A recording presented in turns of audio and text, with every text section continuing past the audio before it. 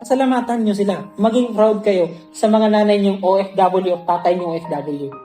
Kaya, sa totoo lang, yung mga abroad na anak dito, ang pinaka-the best na gawin ninyo, mag-aral kayo. Yung tipo bang gawin nyo yung best ninyo to the point na mas mapapadali ninyo yung pagtapos ninyo. Kasi bakit? Nandun sila kasi bakit? Gusto kayong suportahan sa mga pangarap ninyo. So, ibig sabihin, yes, may obligasyon sila kasi nanay natin sila. Pero bilang anak, may obligasyon din tayo. Oo, hindi nyo pinili na ipinanganak kayo sa mundo.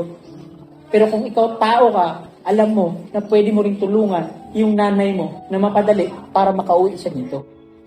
So, gawin nyo yung best ninyo na mag-aral kayo. Kasi yan lang naman isa sa pinakagusto ng magulang ninyo. Yung makatapos kayo. Hindi ko kayo masisisi kung magkaroon kayo ng samaan ng loob. Kasi bakit? Nung umalis sila, hindi naintindihan nung bata na para sa kanila yung ginagawa ng mga magulang nila.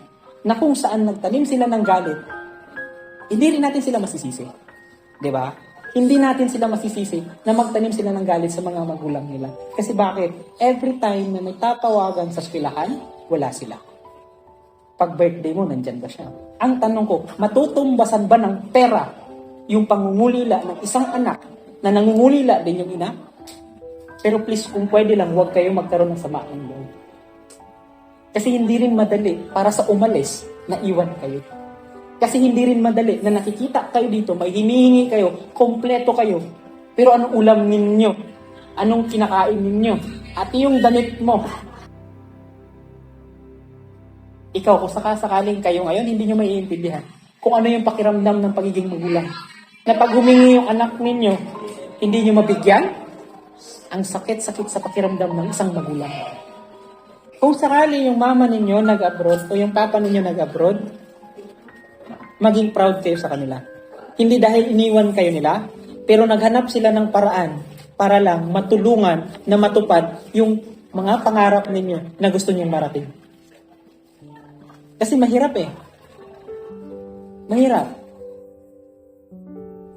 Pasalamatan nyo sila. Maging proud kayo sa mga nanay nyong OFW o tatay nyong OFW.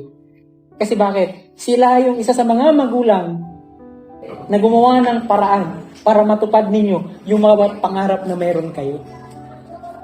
Kasi isa lang naman ang gusto nila eh. Matupad nyo yung pangarap ninyo na hindi nila natupad nung sila pa yung nag-aaral, sila pa yung may gusto.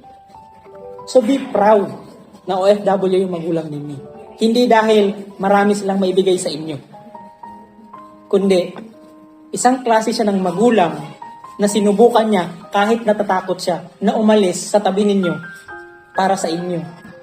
Para maibigay yung pangarap na gusto ninyo.